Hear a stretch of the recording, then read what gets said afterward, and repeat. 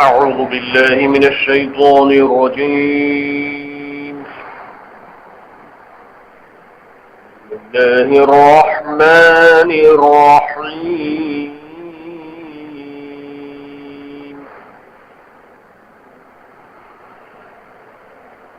وقال إني ذاهب إلى ربي سيهدين.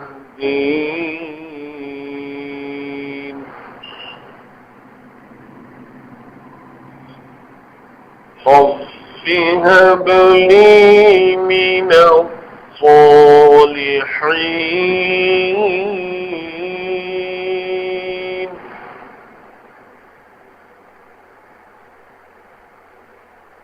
فبشرناه بغلام حليم.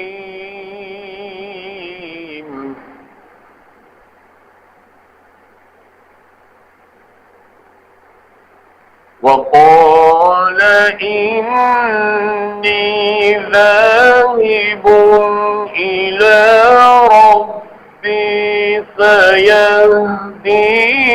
رب هب لي من الصالحين. فبشرناه بغلام حليم.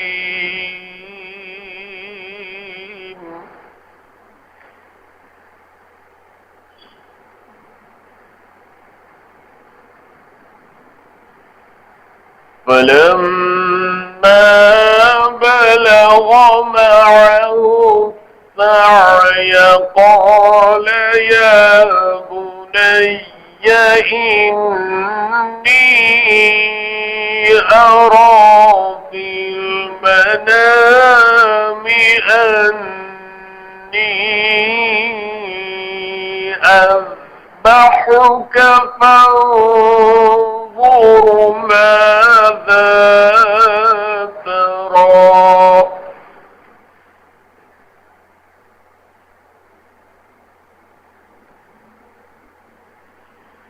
قال يا أبت افعل ما تؤمر ستجدني إن شاء الله من الصابرين.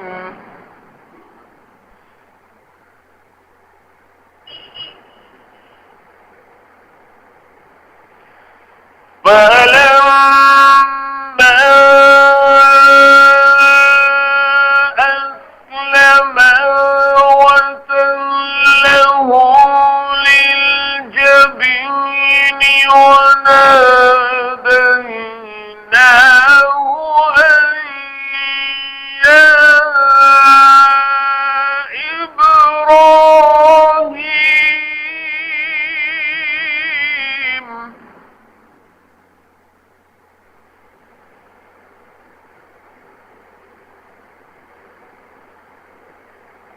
قد صدقت الرؤيا.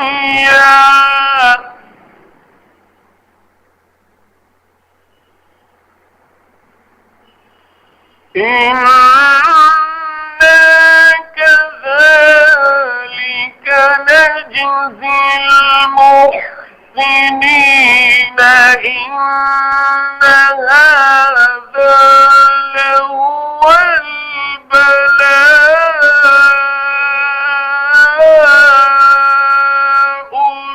المبين.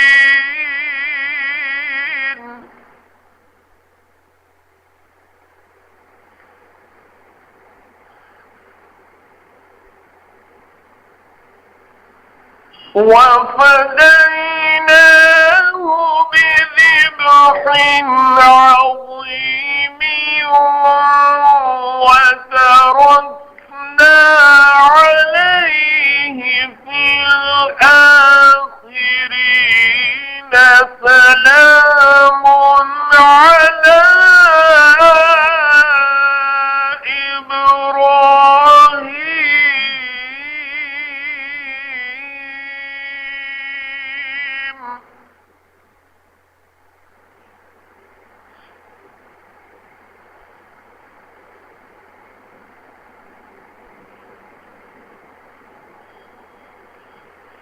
سلام على إبراهيم كذلك نجزي المحسنين إنه من عبادنا المؤمنين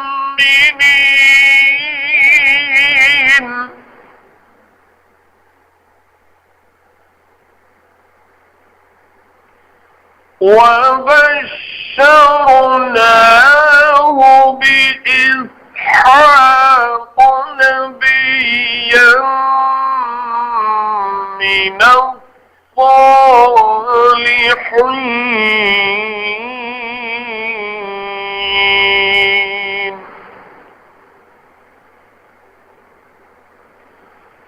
وباركنا عليه وعلى إسحاق ومن ذريتهما محسن وظالم لنفسه مبين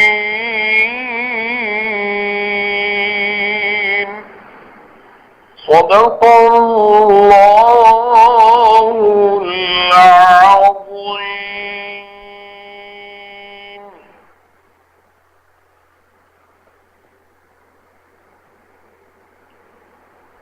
तेईसवें पारे में सूरह सौफ़ात की आयत 99 से 113 तक पढ़ी गई। तर्जुमा है, और बोला मैं जाता हूँ अपने रब की तरफ, वो मुझको राह देगा। ऐ रब बख्श मुझको कोई नेक बेटा। फिर खुशखबरी दी हमने उसको एक लड़के की जो होगा तहम्मुल वाला। फिर जब पहुंचा उसके साथ दौड़ने को, कहा है बेटे मैं देखता हूँ ख्वाब में कि तुझको ज़ुबह कर रहा हूँ। फिर देख तो तू क्या देखता है। बोला ए बाप कर डाल जो तुझको हुक्म होता है, तू मुझको पाएगा अगर अल्लाह ने चाहा सहारने वाला।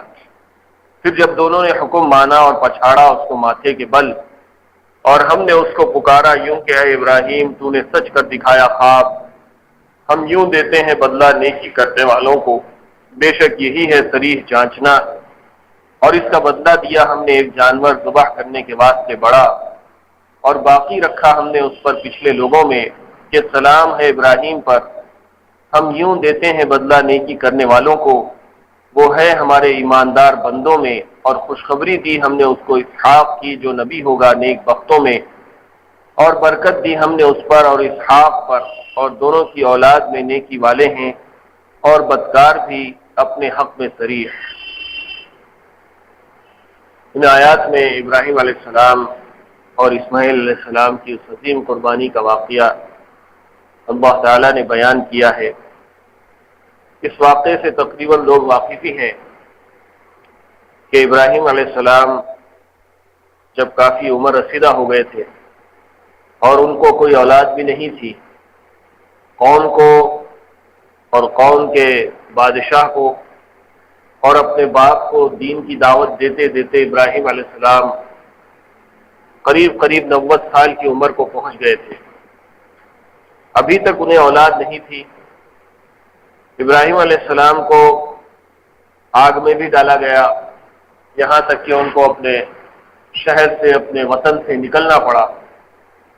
बहुत सारे हालात से गुजरने के बाद इब्राहिम अलैहिस्सलाम को ये एहसास हुआ कि मैं तो बूढ़ा हो रहा हूँ और अनकरीब इस दुनिया से चला जाऊंगा, फिर लोगों को अल्लाह की तरफ बुलाने वाला कौन होगा। इसलिए इब्राहिम अलैहिस्सलाम ने अल्लाह ताला से दुआ की कि अल्लाह मुझे कोई बेटा अता फरमा ताकि लोगों को अल्लाह की तरफ बुलाने वाला कोई दुनिया में रहे। इसीलिए उन्होंने अल्लाह ताला से इन अल्फाज में दुआ की, फ़क़ाला इन्नी ज़ाहिबुन इला रब्बी सयहदीन। जब कौम ने इब्राहिम अलैहिस्सलाम को आग में डाल दिया था, फिर आग से अल्लाह ताला ने उनको बचा लिया, तो इब्राहिम अलैहिस्सलाम ने अपनी कौम से कहा कि ठीक है मैं तो अपने रब की तरफ जा रहा हूँ, वो मुझे सीधा रास्ता दिखाएगा। फिर जब वो अपनी कौम से निकल कर चले गए तो उन्होंने रास्ते में दुआ की, रब्बी हबली मिनस सालिहीन, اے میرے رب مجھے ایک نیک بیٹا عطا فرما۔ ابراہیم علیہ السلام کی دعا قبول ہوئی اور اللہ تعالیٰ نے ان کو خوشخبری دی، فبشرناہ بغلام حلیم، ان کو ایک نیک اور تحمل کرنے والے لڑکے کی خوشخبری دی گئی، برداشت کرنے والے لڑکے کی خوشخبری دی گئی۔ پھر اس کے بعد جب وہ لڑکا بڑا ہوا، اتنا بڑا کہ وہ اپنے باپ کے ساتھ چلنے پھرنے اور اس کے ساتھ اس کے کام میں ہاتھ بٹانے کے قابل ہو گیا، فلما بلغ معه السعی، جب وہ اتنا بڑا ہوا کہ ان کے ساتھ چلنے کے قابل ہو گیا، تو ابراہیم علیہ السلام نے اپنے بیٹے سے کہا، قال یا بنی انی ارا فی المنام، دیکھو بیٹا میں رات میں خواب میں دیکھ رہا ہوں، انی اذبحک، کہ میں تمہیں ذبح کر رہا ہوں، فانظر ماذا ترى، بتاؤ اب تمہاری کیا رائے ہے۔ قال یا ابت افعل ما تؤمر، اسماعیل علیہ السلام نے جواب میں کہا کہ ابا جان جس چیز کا آپ کو حکم دیا جا رہا ہے وہ کام آپ کر دیجئے، ستجدنی انشاء اللہ من الصابرین، اللہ نے اگر چاہا تو آپ مجھے صبر کرنے والوں میں سے پائیں گے۔ پھر کیا ہوا کہ ابراہیم علیہ السلام اپنے بیٹے کو لے کر نکلے اور اس قربان گاہ کی طرف گئے، مینا کے میدان میں جہاں آج تک بھی لوگ قربانیاں دیتے ہیں، وہاں جا کر ابراہیم علیہ السلام نے اپنے بیٹے کو پیشانی کے بل لٹایا، فلما اسلم وتلہ للجبین، دونوں نے اللہ کے حکم کو قبول کیا، اللہ کے حکم کے آگے سر تسلیم خم کیا، جو حکم ان کو دیا جا رہا تھا اس کو فوری کر گزرنے کے لیے نکلے، اور کیا کیا، وتلہ للجبین، اپنے بیٹے کو پیشانی کے بل لٹا دیا، اور اس کے بعد ظاہر ہے کہ ان کے گلے پر چھری پھیرنے لگے۔ یہ سب اللہ تو دیکھ ہی رہا ہے۔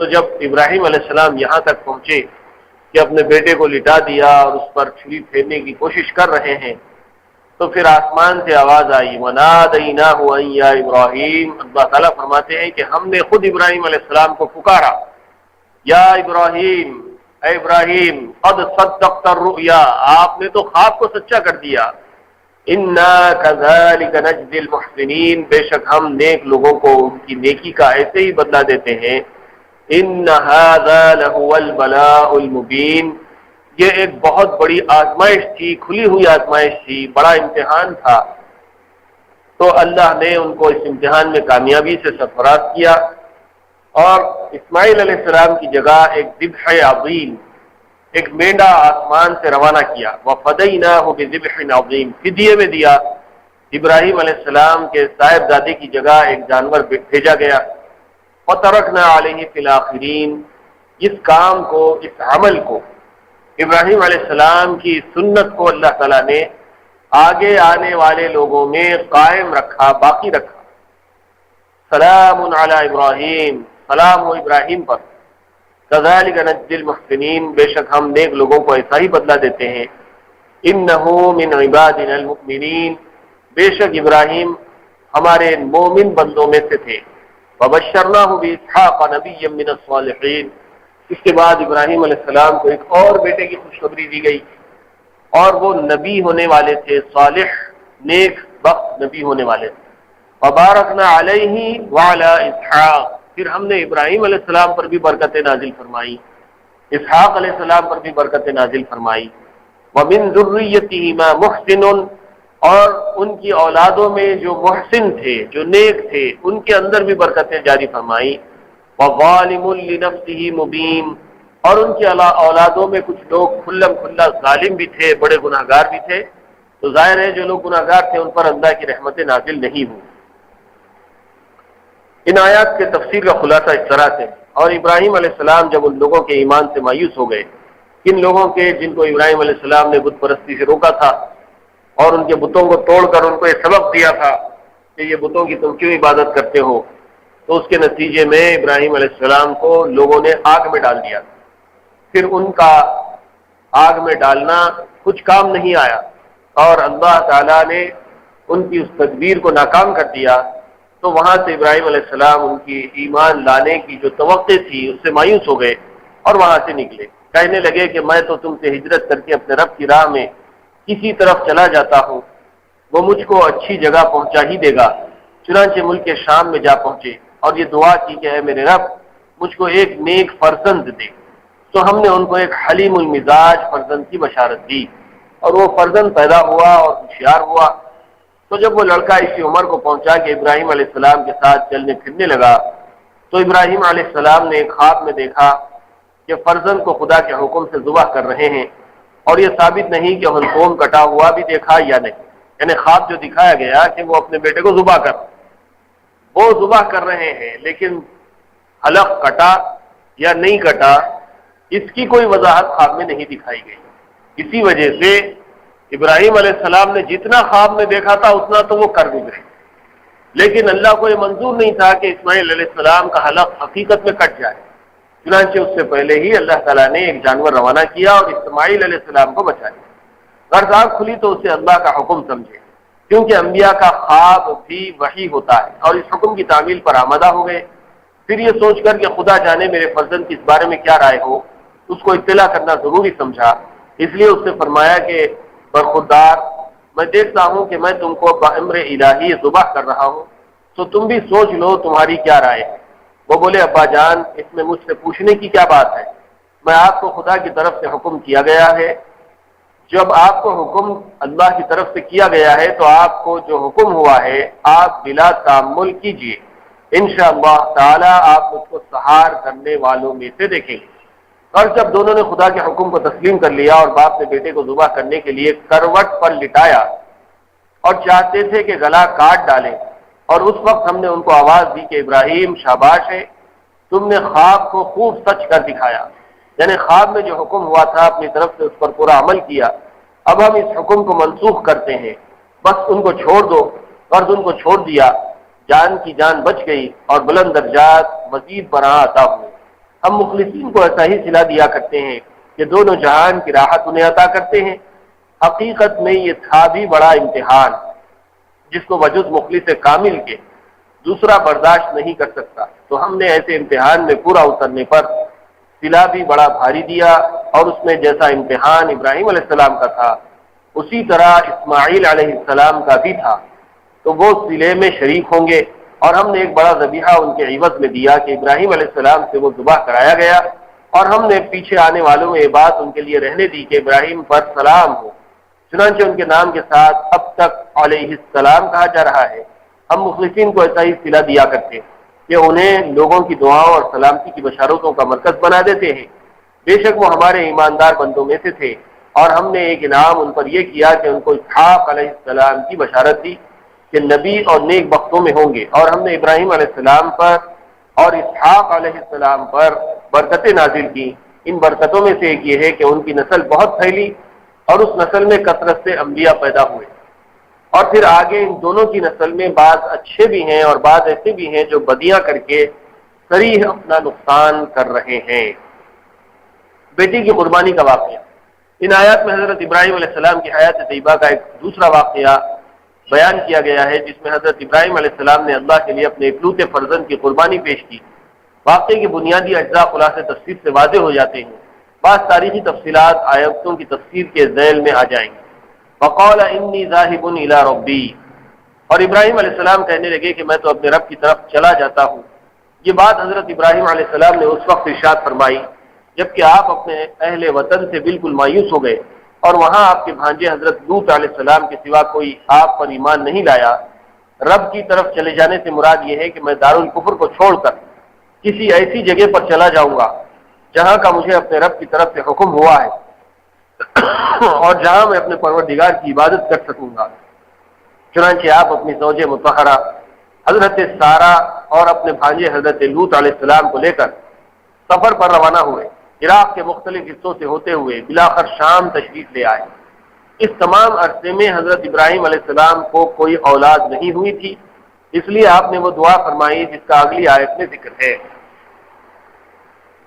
یہ واقعہ جو ابراہیم علیہ السلام کو آگ میں ڈالنے کا ہے وہ عراق میں ہوا۔ پھر جب ابراہیم علیہ السلام آگ سے سلامتی سے بچ کر نکلے تو اس وقت تک ابراہیم علیہ السلام پر کوئی بھی ایمان نہیں لایا تھا، صرف ان کے ایک بھانجے تھے لوط علیہ السلام، اور وہ بھی پیغمبر تھے، نبی تھے، تو ایک بھانجے ایمان لائے تھے، اور ظاہر ہے کہ ابراہیم علیہ السلام کی جو بیوی تھی حضرت سارہ رضی اللہ عنہا، وہ تو آپ کی بیوی ہی تھی اور وہ بھی ایمان لا چکی تھی۔ اس طرح ایمان والے لوگوں کا یہ 3 آدمیوں کا قافلہ تھا، اور یہ سب مل کر عراق سے ہجرت کر کے نکلے اور ملک شام کی طرف چلے گئے، جس کو آج سیریا کہتے ہیں، جہاں اس وقت کافی ہنگامے ہو رہے ہیں۔ یہ ملک شام ہو، مصر ہو، عراق ہو، فلسطین ہو، دمشق ہو اور قاہرہ وغیرہ، یہ علاقے ایسے ہیں یہاں پر کثرت سے پیغمبر پیدا ہوئے، اور کئی پیغمبروں کے حالات، واقعات اور ان کی زندگیوں سے یہ علاقے جڑے ہوئے ہیں۔ پیغمبر ان علاقوں میں کثرت سے پیدا ہوئے، اور ان سب کے قبریں بھی اسی علاقوں میں، فلسطین میں، بیت المقدس میں، شام میں، عراق میں اور اردن میں، جارڈن جسے کہتے ہیں آج، ان سارے علاقوں میں پیغمبروں کی آبادیاں رہی، پیغمبروں کی قبریں آج بھی وہاں موجود ہیں۔ یہ اور بات ہے کہ بہت سے پیغمبروں کی قبروں کے کوئی نشانات ہم کو نہیں ملتے، لیکن اکثر لوگوں کا، پیغمبروں کا زندگی کا احوال انہی علاقوں سے جڑا ہوا ہے۔ تو عراق میں ابراہیم علیہ السلام کے ساتھ یہ واقعہ پیش آیا کہ ان کو آگ میں ڈالا گیا، پھر وہاں سے وہ نکلے، ملک شام کی طرف چلے گئے۔ اس وقت ابراہیم علیہ السلام کی ایک بیوی تھی جن کا نام حضرت سارہ تھا، اور ان کے بھانجے تھے لوط علیہ السلام۔ جب وہ وہاں سے چلے تو ملک شام میں آنے کے بعد ابراہیم علیہ السلام نے دعا کی، رب ہب لی من الصالحین، اے میرے پروردگار مجھے ایک نیک فرزند عطا فرما۔ چنانچہ آپ کی یہ دعا قبول ہوئی، اور اللہ تعالیٰ نے آپ کو ایک فرزند کی پیدائش کی خوشخبری سنائی۔ فبشرناہ بغلام حلیم، پس ہم نے ان کو ایک حلیم المزاج فرزند کی بشارت دی۔ حلیم کا لفظ یہاں پر آیا ہے، حلیم حلم سے بنا ہے۔ حلم کا مطلب ہے برداشت کرنے والا، سخت سے سخت تکلیف کو برداشت کرنا، لوگوں کی باتوں کو بھی برداشت کرنا، روحانی اور ذہنی تکلیف کو بھی برداشت کرنا، اور جسمانی تکلیف کو بھی برداشت کرنا، اس کو کہتے ہیں حلیم۔ تو یہ برداشت کرنے والے فرزند کی بشارت دی گئی۔ اشارہ کر دیا گیا کہ یہ نو مولود اپنی زندگی میں ایسے صبر و ضبط اور بردباری کا مظاہرہ کرے گا کہ دنیا کی مثال نہیں پیش کر سکے گی۔ اس فرزند کی ولادت کا واقعہ یہ ہوا کہ جب حضرت سارہ نے یہ دیکھا کہ مجھ سے کوئی اولاد نہیں ہو رہی ہے، تو وہ سمجھی کہ میں باج ہو چکی ہوں۔ ادھر فرعون مصر نے حضرت سارہ کو اپنی بیٹی، جن کا نام ہاجرہ تھا، خدمت گزاری کے لیے دے دی تھی۔ حضرت سارہ نے یہی ہاجرہ حضرت ابراہیم علیہ السلام کو عطا کر دی۔ حضرت ابراہیم علیہ السلام نے ان سے نکاح کر لیا، انہی ہاجرہ کے بطن سے یہ صاحبزادے پیدا ہوئے، اور ان کا نام اسماعیل علیہ السلام رکھا گیا۔ یہ عجیب بات ہے کہ ابراہیم علیہ السلام نے تو دعا کی، جب یہ ملک عراق سے نکل کر ملک شام جا رہے تھے تو راستے میں کچھ دن کے لیے مصر میں رکے تھے، اور مصر کا ایک بادشاہ تھا، اس نے حضرت سارہ کے خدمت کے لیے ایک باندی دی تھی۔ یہ باندی رکھو اپنے ساتھ تاکہ وہ حضرت سارہ کی خدمت کرے گی، یہ کہہ کر مصر کے بادشاہ نے حضرت سارہ کو ایک باندی تحفے میں دی۔ تو وہ باندی کو حضرت سارہ نے اپنے شوہر ابراہیم علیہ السلام کو دے دیا۔ یہ بات یہاں یاد رکھنے کی ہے کہ باندی اور غلام کا جو معاملہ تھا وہ استعمال کرنے والی چیزوں کی طرح تھا۔ جیسے آپ کو کوئی گاڑی دے دیتا ہے تو آپ اپنی گاڑی کو اپنے والد کو بھی دے سکتے ہیں، بھائی کو بھی دے سکتے ہیں۔ جیسے گاڑی استعمال ہوتی ہے، مکان استعمال ہوتا ہے، استعمال کی چیزیں جیسے استعمال ہوتی ہیں، اس زمانے میں غلاموں کا بھی یہی حال تھا کہ غلاموں کو استعمال کی چیزوں کی طرح سے وہ لوگ استعمال کرتے تھے، اور جب کبھی چاہتے تو اس کو بیچ بھی دیتے تھے۔ لوگ بازار سے غلام اور باندیوں کو اس طرح خریدتے تھے جیسے اپنی استعمال کی ضرورت کی چیزوں کو خریدتے اور بیچتے۔ کسی چیز کا جیسے بازار لگتا ہے ایسے ہی غلاموں کا بھی بازار لگتا تھا۔ یوسف علیہ السلام کے زمانے میں بھی یہی ہوا کہ یوسف علیہ السلام کو اس قافلے نے آ کر جب کنویں سے نکالا تو مصر کے غلاموں کے بازار میں لے جا کر ان کو بیچ دیا، اور وہاں پر عزیز مصر نے یوسف علیہ السلام کو کچھ درہم دے کر خرید لیا، خرید کے لا کے اپنے مکان میں رکھا تھا تاکہ ان سے کچھ کام کاج لے۔ لیکن یوسف علیہ السلام اتنے خوبصورت اور اتنے آج کے زبان میں ہم کہیں گے اٹریکٹیو پرسنالٹی کے حامل تھے، اتنے اسمارٹ تھے کہ ان سے کوئی کام وام لینے کی نوبت نہیں آتی تھی۔ تو تو یہ واقعہ بھی بتاتا ہے کہ اس زمانے میں غلاموں کو، باندیوں کو خریدا جاتا تھا، بیچا جاتا تھا، ایک دوسرے کو تحفے میں دیتے تھے، اور ایک آدمی اپنے کسی رشتہ دار کو بھی دوسرے آدمی کو تحفے میں غلام اور باندیوں کو دے دیا کرتا تھا۔ تو بی بی ہاجرہ بھی بطور باندی کے حضرت سارہ کو دی گئی تھی۔ تو حضرت سارہ ایک لمبی عمر ہونے کے باوجود ان کو اولاد نہیں ہوئی تھی، انہوں نے سمجھا کہ میں تو بانجھ ہوں، مجھے بچے اچھے ہونے والے نہیں ہیں، چلو یہ لڑکی جو نوجوان بھی ہے یہ ابراہیم علیہ السلام کو دے دی جائے۔ چنانچہ انہوں نے ابراہیم علیہ السلام کو حضرت ہاجرہ کو ہبہ کر دیا، گفٹ میں دے دیا۔ تو ابراہیم علیہ السلام نے ان سے نکاح کر لیا۔ اس کے بعد جب یہ دعا کی تو اسماعیل علیہ السلام حضرت ہاجرہ سے پیدا ہوئے۔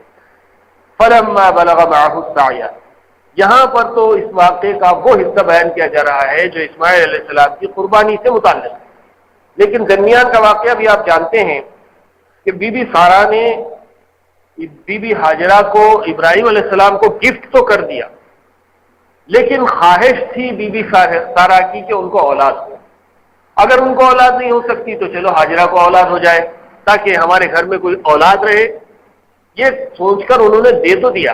لیکن جب ابراہیم علیہ السلام کو بیٹے کی خوشخبری دی گئی، بی بی ہاجرہ کو حمل ہوا، تو بی بی سارہ کے دل میں جلن پیدا، حسد پیدا، اور وہ حضرت ہاجرہ کے بیٹا پیدا کرنے کی صلاحیت کو برداشت نہیں کر رہی تھی، اور اسی زمانے سے دونوں کے درمیان میں گھر میں نہیں بننے لگی اور کچھ نہ کچھ جھگڑا ہونے لگا، یہاں تک کہ جب اسماعیل علیہ السلام پیدا ہو گئے تو بی بی سارہ کو یہ بات بالکل برداشت کے باہر ہو گئی کہ وہ اپنی دی ہوئی باندی کو اولاد ہوتا ہوا دیکھے اور ان کے گود کو ہرا ہوتا ہوا دیکھیں اور خود کی گود خالی رہے، وہ برداشت نہیں کر سکتے۔ چنانچہ انہوں نے ابراہیم علیہ السلام سے مطالبہ کیا کہ اب میں اپنے گھر میں ہاجرہ اور اس کے بیٹے کو نہیں رہنے دوں، آپ ان کو لے جائیے، کہیں دور چھوڑ دیجیے۔ ابراہیم علیہ السلام بھی کچھ دن انتظار کرنے لگے، یہاں تک کہ اللہ کی طرف سے حکم ہوا کہ وہ بی بی ہاجرہ اور حضرت اسماعیل علیہ السلام کو لے جا کر اس وادی میں چھوڑ دیں جہاں آج مکہ آباد ہے۔ چنانچہ ابراہیم علیہ السلام اپنے بیوی اور بیٹے کو لے کر نکلے اور وادی غیر ذی زرع میں لے جا کر چھوڑ دیے۔ اس واقعے کا تذکرہ سورہ ابراہیم میں ہم کو ملتا ہے تفصیل کے ساتھ، کہ وہاں پر جب چھوڑا انہوں نے وادی غیر ذی زرع میں، غیر ذی زرع کا مطلب ہے وہ وادی، وہ ویلی آف مکہ، جہاں پر زراعت نہ ہوتی ہو، ایگریکلچر نہ ہوتا ہو، زمین میں پیداوار کی کوئی صلاحیت نہ ہو، جس کو ہم ریگستان کہتے ہیں، لپو دپ میدان، بالکل ریگستان، دور دور تک نہ پانی ہے، نہ غذا ہے، نہ آبادی ہے، نہ آدم ہے، نہ آدم زاد ہے، نہ کوئی جانور ہے، نہ کوئی پرندہ ہے۔ ایسے مقام پر لے جا کر ابراہیم علیہ السلام نے اپنے بیوی اور بچے کو چھوڑ دیا، اور وہاں پر جانے کے بعد ایک مشکیزے میں پانی اور ایک تھیلی میں تھوڑے سے کھجور، یہ کل سرمایہ تھا، ٹفن تھا، توشہ تھا، جس کو دے کر ابراہیم علیہ السلام نے اپنے بیوی اور بچے کو وہاں چھوڑ دیا، پلٹ کے جانے لگے۔ جب ابراہیم علیہ السلام پلٹ کر جانے لگے تو بی بی ہاجرہ نے پکار کر پوچھا کہ آپ ہمیں یہاں چھوڑ کر کہاں چلے جا رہے ہیں؟ تو ابراہیم علیہ السلام نے جواب نہیں دیا۔ اس کی وجہ یہ ہے کہ ابراہیم علیہ السلام اللہ کے حکم کو من و عن پورا کرنے والے تھے، جو حکم دیا جاتا بس بغیر کسی دیر کیے کے اور اس کے بارے میں کچھ سوچے سمجھے بغیر وہ حکم کو پورا کر دیتے، یہ ابراہیم علیہ السلام کی خاصیت ہے۔ جب حکم دے دیا گیا کہ چھوڑ دو تو چھوڑ دیا اور چلے جا رہے ہیں۔ اب ادھر سے بیوی پکار رہی ہے کہ کہاں جا رہے ہیں، تو کوئی جواب نہیں آ رہا۔ بی بی ہاجرہ کو خیال ہوا کہ یہ اللہ کے پیغمبر ہے، خلیل اللہ ہے، جو بھی کام کرتے ہیں اللہ کے حکم سے کرتے ہیں، ہو نہ ہو ان کو اللہ کا حکم ہوا ہے، اس لیے انہوں نے خود پوچھا کہ کیا آپ ہمیں اللہ کے حکم سے یہاں چھوڑ کر جا رہے ہیں؟ تو ابراہیم علیہ السلام بغیر پلٹے کے اور زیادہ لمبا جواب دیے کہ صرف ہاں کہہ کر آگے بڑھ گئے، اور جب بیوی بچہ ان کی آنکھوں سے اوجھل ہو گئے، مکے کی وادی کے باہر آ گئے، تو وہاں آ کر انہوں نے دعا کی، ربنا انی اسکنت من ذریتی بواد غیر ذی زرع عند بیتک المحرم، اے اللہ میں نے اپنے بیوی اور بچے کو، اپنی ذریت کو آپ کے گھر کے قریب چھوڑا ہے، آپ کے احترام والے گھر کے پاس چھوڑ دیا ہے، لیقیموا الصلاۃ، تاکہ یہ لوگ یہاں نماز قائم کریں۔ اس کے بعد رب اجعلنی مقیم الصلاۃ ومن ذریتی ربنا وتقبل دعاء رب اجعلنی ولوالدی وللمؤمنین یوم یقوم الحساب. اب وہاں سے پوری آیتیں سورہ ابراہیم کی جس میں انہوں نے دعا کی اور اس کے بعد یہ کہا کہ ان کے بارے میں آپ لوگوں کے دلوں میں محبت پیدا کر دیجئے، ان کو امن کا گہوارہ بنائیے اور ان کو نعموں کے ذریعے سے رزق عطا فرمائیے وغیرہ وغیرہ. وہاں سے وہ ابراہیم علیہ السلام چلے. جانے کے بعد وقتاً فوقتاً ابراہیم علیہ السلام نے بیوی بچے کی خیریت لینے کے لیے مکہ آیا کرتے تھے. تو ایک لمبا عرصہ گزرا جب شیرخوار بچے تھے اسماعیل علیہ السلام. اس وقت تو ان کو چھوڑ کر چلے گئے. کچھ دن وہ کھجور اور پانی استعمال ہوا، پھر وہ ختم ہو گیا اور پانی کی ضرورت پڑی تو اسماعیل علیہ السلام پانی کے لیے پیاس سے تڑپنے لگے. تو بی بی ہاجرہ وہاں سے نکلی اور صفا و مروہ کی دو پہاڑیوں کے درمیان میں 7 چکر لگائے. آخر میں ان کو خوشخبری دی گئی اور اسماعیل علیہ السلام کے قریب زمزم کا کنواں برآمد ہوا.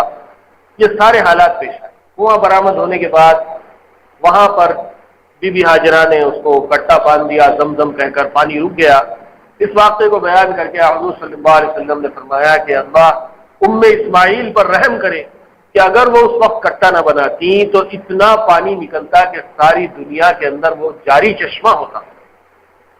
تو یہ سارے واقعات پیش آتے ہیں. ان میں ایک بات یہ بھی یاد رہنی چاہیے کہ اللہ تعالیٰ نے جو بشارت دی تھی کہ یہ غلام حلیم ہے، یہ برداشت کرنے والا لڑکا، تو اسماعیل علیہ السلام کو پیدائش سے ہی ایسے حالات کا سامنا کرنا پڑا کہ سخت حالات سے ان کو دوچار کیا گیا. امتحانات ان کی زندگی میں آئے. ان کو، ان کی والدہ کو کہ پیدا ہوتے ہی اپنے باپ کے گھر سے نکالا گیا اور وادی غیر ذی زرع میں ان کو ڈال دیا گیا، یہاں تک کہ پانی کے لیے ان کو تڑپایا گیا. لیکن پھر اللہ نے اپنی رحمت سے ان کو پانی ایسی جگہ سے نصیب کیا جہاں پر پانی کے آنے کے کوئی امکانات دور دور تک موجود نہیں. یہ سب اللہ کی مرضی اور اس کی منشا کی وجہ سے ہوا اور اللہ تعالیٰ ان لوگوں کو آزمائشوں میں ڈال کر ان کی برکتوں سے ساری دنیا کو سیراب کرنا چاہتے تھے. اب دیکھیے کہ یہ تو اسماعیل علیہ السلام اور بی بی ہاجرہ نے یہ قربانیاں دی، لیکن ان کے ذریعے سے نکلا ہوا زمزم کا پانی آج تک ہزاروں سال کے بعد بھی موجود ہے. ساری دنیا میں وہ پانی جاتا ہے اور اتنا نکلتا ہے کہ جس کی کوئی انتہا نہیں. وہ کنواں کبھی سوکھتا نہیں، کبھی اس کے اندر پانی کی کمی نہیں ہوتی. اور آج کے اس ترقی یافتہ زمانے میں بڑی بڑی موٹریں لگا کر کئی ہارس پاور کی موٹر لگا کے پانی کو کھینچا جا رہا ہے. پائپ لائن مکے سے مدینے تک ڈال دی گئی ہے اور بے حساب پانی کھینچا جا رہا ہے، لاکھوں کی تعداد. اب تو ہر روز لاکھوں لوگ عمرے کو جانے لگے. پہلے تو صرف حج کے موقع پر لوگ جمع ہوتے تھے، اب آمد و رفت کے ذرائع اتنے عام ہو گئے ہیں کہ پلینوں کے وغیرہ وغیرہ کے ایسی آسانیاں ہیں کہ لوگ ہر زمانے میں دنیا بھر سے روزانہ عمرے کے لیے آتے ہیں اور پانی لے جاتے ہیں، استعمال کرتے ہیں، نہاتے ہیں، دھوتے ہیں، پیتے ہیں، ڈبے بھر بھر کے ساری دنیا میں لے آتے ہیں. یہ تو اسماعیل علیہ السلام کی برکتوں کا ایک حصہ ہے. لیکن جو آزمائش تھی وہ بڑی سخت تھی. وہ بشرناہ بغلام حلیم میں ان کو بڑا برداشت کرنے والا لڑکا کہا گیا ہے. تو برداشت اور امتحانات کا آغاز ان کی پیدائش اور شیرخواری کے زمانے سے شروع ہو گیا. پھر اس کے بعد ابراہیم علیہ السلام جب آتے جاتے رہے اور اسماعیل علیہ السلام قریب 9 سے 13 سال کی عمر، مختلف روایات میں، کچھ روایات میں 9 سال ہے، کسی میں 10 سال ہے، کسی میں 11 اور 13 سال تک کا ذکر ہے. جب اتنے بڑے ہو گئے اسماعیل علیہ السلام کے اپنے باپ کے ساتھ چلنے لگے، ان کی بات سمجھنے لگے، اپنے باپ کے بازو کی طاقت بننے لگے، تو ایسے میں اللہ تعالیٰ نے ان کے لیے دوسری آزمائش کا انتظام کیا. فرماتے ہیں کہ فلما بلغ معه السعي قال يا بني اني ارى في المنام اني اذبحك. ابراہیم علیہ السلام آئے ہوئے تھے بیوی اور بچے کی خیریت لینے کے لیے، تو خواب میں دیکھا کہ وہ اپنے بیٹے کو ذبح کر رہے ہیں. تو انہوں نے اپنے بیٹے سے پوچھا کہ بیٹا میں خواب میں دیکھتا ہوں کہ تم کو ذبح کر رہا ہوں. بعض روایت سے معلوم ہوتا ہے کہ خواب حضرت ابراہیم علیہ السلام کو 3 روز متواتر دکھایا گیا اور یہ بات طے شدہ ہے کہ انبیاء علیہ السلام کا خواب وحی ہوتا ہے. اس لیے اس خواب کا مطلب یہ تھا کہ اللہ تعالیٰ کی طرف سے حضرت ابراہیم علیہ السلام کو حکم ہوا ہے کہ اپنے اکلوتے بیٹے کو ذبح کرتے. یوں یہ حکم براہ راست کسی فرشتے وغیرہ کے ذریعے بھی نازل کیا جا سکتا تھا، لیکن خواب میں دکھانے کی حکمت ظاہر یہ تھی کہ حضرت ابراہیم علیہ السلام کی اطاعت شعاری اپنے کمال کے ساتھ ظاہر. خواب کے ذریعے دیے ہوئے حکم میں انسانی نفس کے لیے تعویلات کی بڑی گنجائش تھی. لیکن حضرت ابراہیم علیہ السلام نے تعویلات کا راستہ اختیار کرنے کے بجائے اللہ کے حکم کے آگے سر تسلیم خم کر دیا۔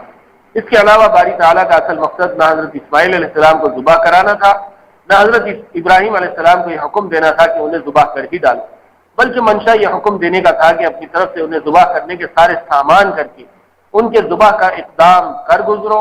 اب یہ حکم اگر زبانی دیا جاتا تو اس میں آزمائش نہ ہوتی، اس لیے انہیں خواب میں دکھلایا گیا کہ وہ بیٹے کو ذبح کر رہے ہیں۔ اس سے حضرت ابراہیم علیہ السلام یہ سمجھے کہ ذبح کا حکم ہوا ہے اور وہ پوری طرح ذبح کرنے پر آمادہ ہو گئے۔ اس طرح آزمائش بھی پوری ہو گئی اور خواب بھی سچا ہو گیا۔ یہ بات زبانی حکم کے ذریعے آتی تو یا یہ آزمائش نہ ہوتی یا حکم کو بعد میں منسوخ کرنا پڑتا۔ یہ امتحان کس قدر سخت تھا اس کی طرف اشارہ کرنے کے لیے یہاں اللہ تعالیٰ نے فلما بلغوا معه السعي کے الفاظ بڑھائے ہیں، یعنی ارمانوں سے مانگے ہوئے اس بیٹے کو قربان کرنے کا حکم اس وقت دیا گیا جبکہ بیٹا اپنے باپ کے ساتھ چلنے پھرنے کے قابل ہو گیا تھا اور پرورش کی مشقتیں برداشت کرنے کے بعد اب وقت آ گیا تھا کہ وہ قوت بازو بن کر باپ کا سہارا ثابت ہو۔ مفسرین نے لکھا ہے کہ اس وقت حضرت اسماعیل علیہ السلام کی عمر 13 سال تھی۔ بعض مفسرین نے فرمایا کہ بالغ ہو چکے تھے۔ فانظر ماذا ترى، تو تم بھی سوچ لو کہ تمہاری کیا رائے ہے۔ حضرت ابراہیم علیہ السلام نے یہ بات حضرت اسماعیل علیہ السلام سے اس لیے نہیں پوچھی کہ آپ کو حکم الہی کی تعمیل میں کوئی تردد تھا، بلکہ وہ تو اپنے بیٹے کا امتحان لینا چاہتے تھے کہ وہ اس آزمائش میں کس حد تک پورا اترتا ہے۔ دوسرے انبیاء علیہ السلام کا طرز ہمیشہ یہ رہا ہے کہ وہ احکام الہی کی اطاعت کے لیے تو ہر وقت تیار رہتے ہیں، لیکن اطاعت کے لیے ہمیشہ راستہ وہ اختیار کرتے ہیں جو حکمت اور حتی المقدور سہولت پر مبنی ہو۔ اگر حضرت ابراہیم علیہ السلام پہلے سے کچھ کہے بغیر بیٹے کو ذبح کرنے لگتے تو یہ دونوں کے لیے مشکل کا سبب ہوتا۔ اب یہ بات آپ نے مشورے کے انداز میں بیٹے سے اس لیے ذکر کی کہ بیٹے کو پہلے سے اللہ کا حکم معلوم ہو جائے گا تو وہ ذبح ہونے کے لیے اذیت سہنے کے لیے پہلے سے تیار ہو سکے گا۔ نیز اگر بیٹے کے دل میں کچھ تذبذب ہوا بھی تو اسے سمجھایا جا سکے گا۔ لیکن وہ بیٹا بھی اللہ کے خلیل کا بیٹا تھا اور اسے خود منصب رسالت پر فائز ہونا تھا۔ اس نے جواب میں کہا یا ابت افعل ما تؤمر، ابا جان جس بات کا آپ کو حکم دیا گیا ہے اسے کر گزریے۔ اس سے حضرت اسماعیل علیہ السلام کے بے مثال جذبہ جاں سپاری کی تو شہادت ملتی ہی ہے۔ اس کے علاوہ یہ بھی معلوم ہوتا ہے کہ اس کم سنی ہی میں اللہ نے انہیں کیسی ذہانت، کیسا علم عطا فرمایا تھا۔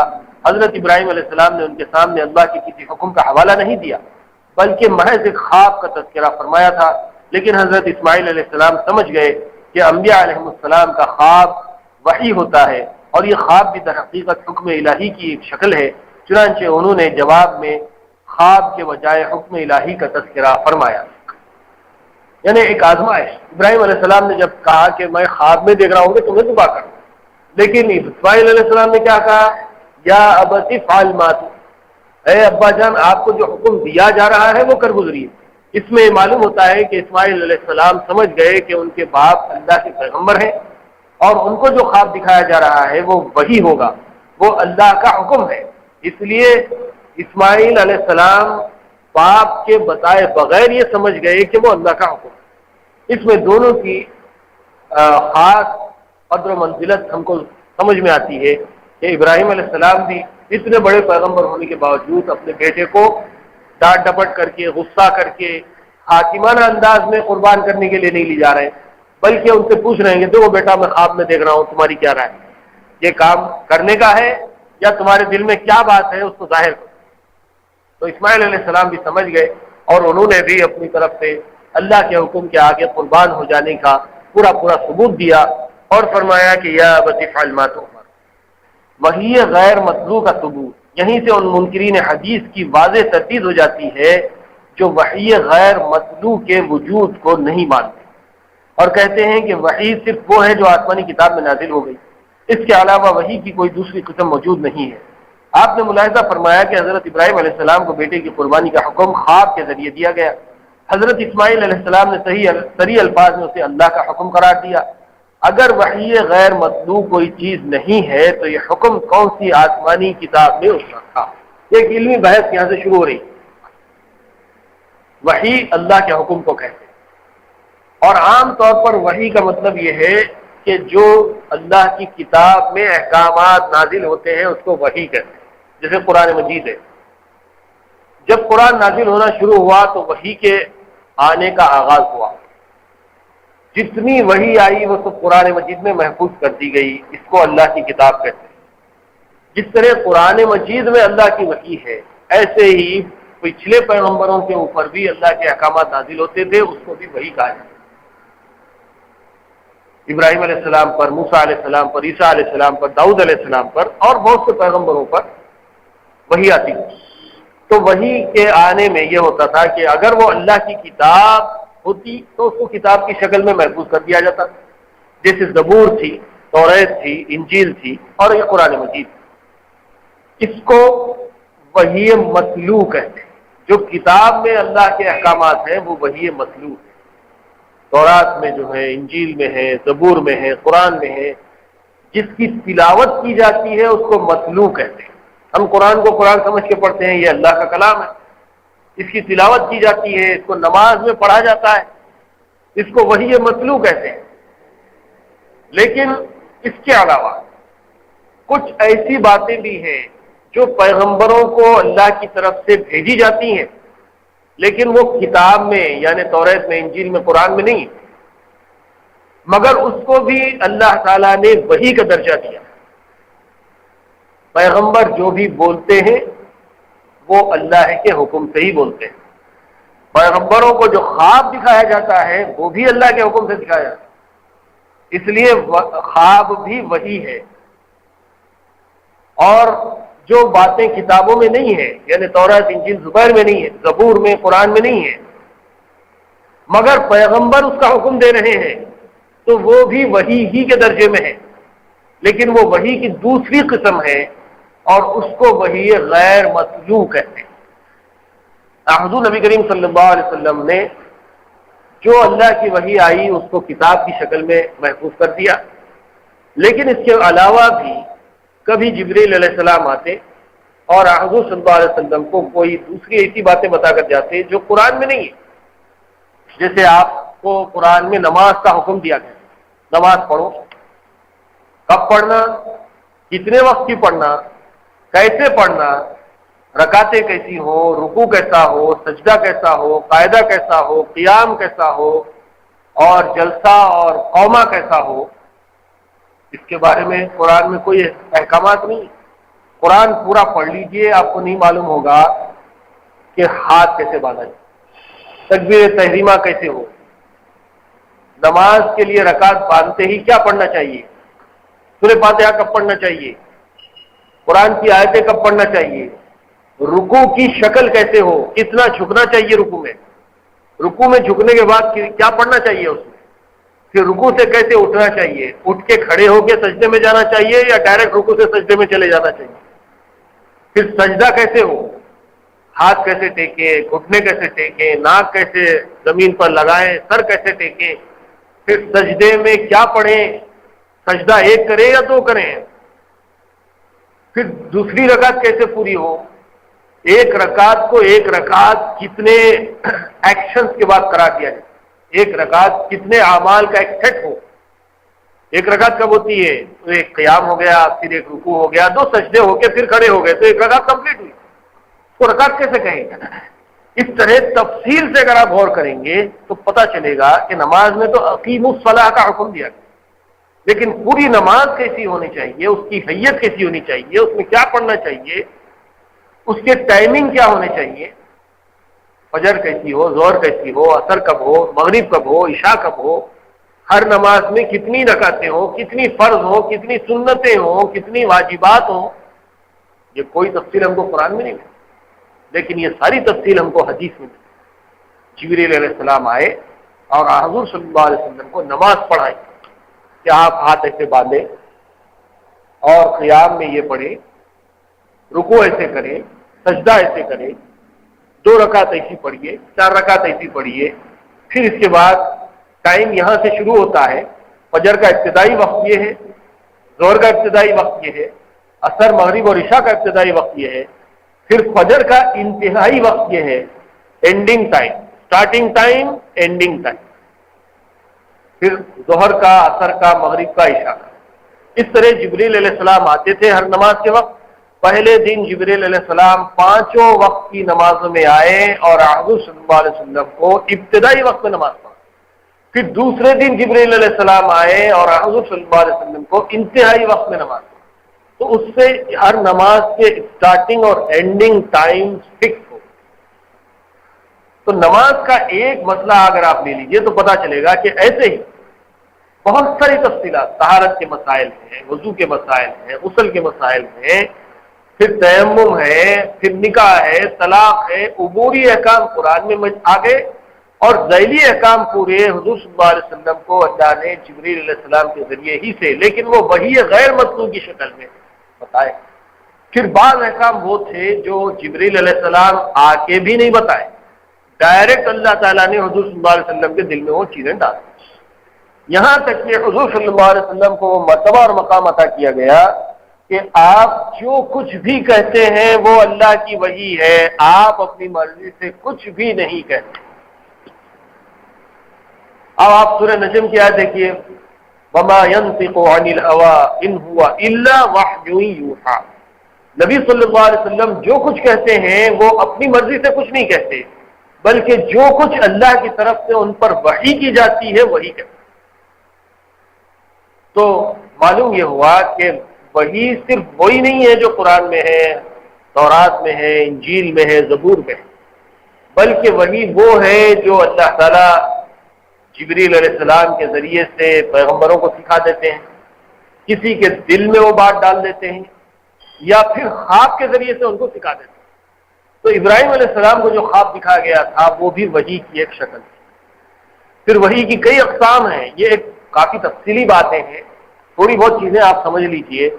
مثال کے طور پہ وحی ایک ایسی چیز ہے جو عام طور پر تو پیغمبروں کو کی جاتی ہے، اور وحی کسی پیغمبر پر کی جاتی ہے تو وہ وحی ان پیغمبر کی پیغمبری کی دلیل ثابت ہوتی ہے۔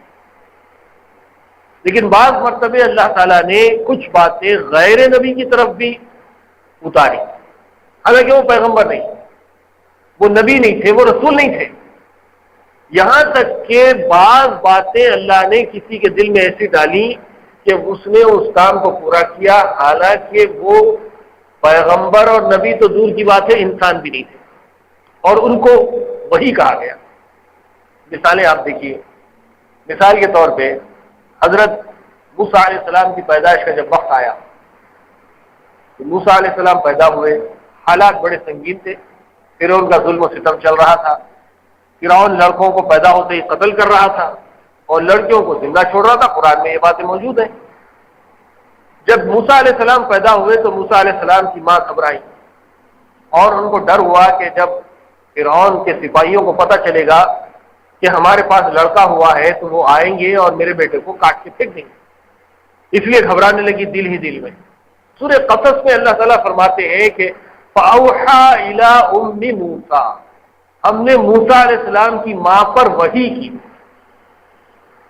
کہ وہ اپنے بیٹے کو دودھ پلائیں، ڈبے میں بند کریں، دریا میں بہا دیں۔ چنانچہ موسیٰ علیہ السلام کی والدہ نے موسیٰ علیہ السلام کو دودھ پلایا، ڈبے میں بند کیا، دریا میں بہا دیا۔ تو یہاں پر بھی لفظ وحی آیا، حالانکہ موسیٰ علیہ السلام کی والدہ پیغمبر نہیں تھی، نبی نہیں تھی، رسول نہیں، تو غیر نبی کی طرف بھی وحی کے الفاظ آئے، تو یہ بھی وحی کی ایک قسم ہے۔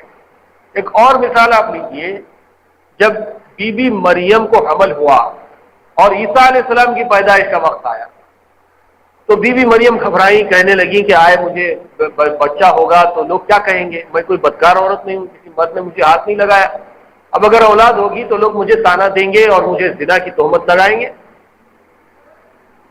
تو اللہ تعالیٰ نے جب عیسیٰ علیہ السلام کی پیدائش کا وقت قریب آیا، بی بی مریم کو حکم دیا کہ وہ بستی سے دور چلی جائے، اور جب لڑکا پیدا ہو لوگ بھاگ کر آئے اور ان سے پوچھیں کہ تو نے یہ کیا کیا، تجھے لڑکا کیسے ہو گیا، تو وہاں پر بھی سورہ مریم میں الفاظ آئے ہیں کہ ہم نے عیسیٰ علیہ السلام کی ماں پر وحی کی کہ جب لوگ ان کے پاس آئے تو وہ کہے کہ میں روزے سے ہوں، اور بچے کی طرف اشارہ کر دیں تو بچہ خود لوگوں سے بات کرتے ہیں۔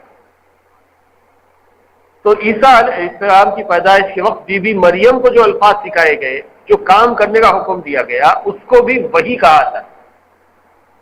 تو بی بی مریم پر بھی وحی کی گئی، حالانکہ وہ پیغمبر نہیں ہے، وہ رسول نہیں. تو اس طرح سے غیر پیغمبر غیر رسول کی طرف بھی بعض مرتبے وحی کی جاتی ہے. مثالیں آپ نے دیکھی کہ بی بی حضرت موسیٰ علیہ السلام کی والدہ پر وحی کے الفاظ آئے, عیسیٰ علیہ السلام کی والدہ پر وحی کے الفاظ آئے. پھر ایک اور مثال آپ دیکھیے کہ میں نے عرض کیا تھا کہ غیر انسان پر بھی وحی کی اللہ نے. ہم کو 14ویں پارے میں سورہ نحل ملتی. نحل کا مطلب ہے شہد کی مکھی. شہد کی مکھیوں کے بارے میں اللہ تعالیٰ فرماتے ہیں کہ فَأَوْحَى إِلَى النَّحْلِ, ہم نے نحل کی طرف وحی کی, شہد کی مکھی کو وحی کی, حکم دیا کہ وہ اڑتی پھرے, پھلوں اور پھولوں کی طرف جائے, اس کا رس چوسے, اور اس کے ذریعے سے ہم اس کے پیٹ میں سے ایسی چیز نکالتے ہیں جس میں اللہ نے انسانوں کے لیے شفا رکھی, یعنی شہد. تو وہی جو ہے بعض مرتبے انسانوں کی طرف بھی کی جاتی ہے, عورتوں کی طرف بھی کی جاتی ہے, غیر پیغمبر کی طرف بھی کی جاتی ہے, اور مکھیوں کی طرف بھی کی جاتی ہے. ہو سکتا ہے کہ جانوروں کی طرف بھی کبھی کی گئی ہو. چند مثالیں ہیں جو قرآن و حدیث سے ثابت ہیں. اس سے معلوم ہوتا ہے کہ صرف کتاب میں جو الفاظ آئے ہیں, آیات قرآن ہیں, یا تورات, انجیل اور زبور میں جو باتیں ہیں وہی ہیں, بلکہ اس سے ہٹ کے بھی وہی ہوتی. یہ اصل مسئلہ ہے جو سمجھانے کا ہے. یہ اتنی تفصیل سے سمجھانے کی وجہ یہ ہوئی کہ آج بھی ہمارے درمیان میں کچھ ایسے لوگ ہیں جو حدیث کو نہیں مانتے اور کہتے ہیں کہ بس قرآن میں یہ ہے, قرآن میں حکم ہے کیا نہیں ہے, تو بس وہ حکم اس نہیں ہے. جبکہ دین کی بنیاد قرآن کے ساتھ حدیث بھی ہے, سنت بھی ہے, اور صحابہ بھی ہے. ہم لوگ اپنے آپ کو اہل سنت والجماعت جو کہتے ہیں, اس کا مطلب کیا ہے کہ ہم قرآن کو بھی مانتے ہیں, حضور صلی اللہ علیہ وسلم کی سنتوں کو بھی مانتے ہیں, اور حضور کی جو جماعت تھی صحابہ کرام کی اس کو بھی مانتے ہیں. اور یہیں پر آ کر دین پورا مکمل ہوتا ہے. صرف قرآن پڑھنے سے انسان پورے دین کو نہیں سمجھتا. قرآن تو اساس ہے, بنیاد. پھر وہ اس کو حدیث بھی پڑھنا پڑے گا, حدیث میں واضح احکام ملیں گے. پھر کچھ احکام ایسے ہیں جو قرآن و حدیث میں بھی واضح نہیں ہوتے تو وہ حضور کی سنت سے ثابت ہوں گے. پھر کچھ احکام ہیں جو سنت سے بھی پوری طرح واضح نہیں ہوتے تو صحابہ کرام کے عمل سے واضح ہوتے. اس لیے کہ قرآن حضور پر اترا, حضور نے صحابہ کرام کو سکھایا, صحابہ کرام اور حضور نے قرآن کو پوری طرح سے سمجھا اور اس پر عمل کیا. اس لیے دین کے کسی بھی احکام کے لیے جس طرح قرآن حجت ہے اسی طرح حدیث بھی حجت ہے, صحابہ کا عمل بھی حجت ہے, اور قرآن, حدیث, سنت اور صحابہ کو ملا کر جو دین بنتا ہے وہ کامل دین ہے. اور اسی کو اختیار کرنے والوں کو اہل سنت والجماعت کہتے ہیں. یہ اہل سنت والجماعت کی اصل تعریف ہے, اصل تشریح ہے. آج کل لوگ کیا کر رہے ہیں, اہل سنت والجماعت کا مختصر تعارف یہ کرا, جو فاتحہ دیتے وہ سنت والجماعت, جو فاتحہ نہیں دیتے وہ کیا بولتے ہیں آپ, پکوڑے ہیں, یہ ہے وہ ہے, یہ. حالانکہ یہ جاہلانہ تصور ہے. علمی بات یہ ہے کہ ہر وہ طبقہ جو حضور کی سنت کو مانتا ہے, صحابہ کرام کو مانتا ہے, حضور اور صحابہ سے جو مسائل کو اخذ کر کے اس پہ عمل کرتا ہے وہ سنت والجماعت, اور وہی سیدھے راستے پر جائیں گے. اگر لوگ حدیث کو مانیں گے, قرآن کو چھوڑ دیں گے, گمراہ ہو جائیں گے. قرآن کو مانیں گے, حدیث کو چھوڑ دیں گے, گمراہ ہو جائیں گے. قرآن و حدیث کو مانیں گے, صحابہ کرام کو بھی اگر چھوڑ دیں گے تو صحیح راستے پہ قائم رہنا مشکل ہوگا. اس لیے جو صحیح طبقہ ہے دنیا کے اندر, جو صحیح دین پر عمل کرتا ہے, وہ اہل سنت والجماعت ہے, جو وحی مطلوع کو بھی مانتا ہے, وحی غیر مطلوع کو بھی مانتا ہے, صحابہ کرام کے حالات پہ بھی نظر رکھتا ہے, کسی بھی چھوٹے بڑے مسئلے کو پوری طرح سے سمجھ کے اس پہ عمل کرتا ہے, وہ اہل سنت والجماعت ہے. تو وہی مطلوع اور غیر مطلوع کی بحث چونکہ علمی ہے اور کافی طویل ہے, میں سمجھتا ہوں بڑی حد تک اس کا خلاصہ ہمارے سامنے آ چکا ہے. اب یہاں سے ابراہیم علیہ السلام کے اور اسماعیل علیہ السلام کے وہ فضائل جو اس واقعے کے تحت میں آتے ہیں اس کی تفصیلات آگے آئیں گی. انشاءاللہ آئندہ اس بار کو اس کو مکمل کرنے کی کوشش کی جائے گی. اللہ تعالیٰ سے دعا ہے کہ اللہ تعالیٰ ہم سب کو قرآن مجید کے پڑھنے, سمجھنے, عمل کرنے کی توفیق عنایت فرمائے. وآخر دعوانا الحمدللہ. اللهم صل على سيدنا محمد وعلى آل سيدنا محمد وبارك وسلم ربنا ظلمنا أنفسنا وإن لم تغفر لنا وترحمنا لنكونن من الخاسرين. ربنا آتنا في الدنيا حسنة وفي الآخرة حسنة وقنا عذاب النار. ربنا فاغفر لنا ذنوبنا وكفر عنا سيئاتنا وتوفنا مع الأبرار. رب اغفر وارحم وأنت خير الراحمين. سبحان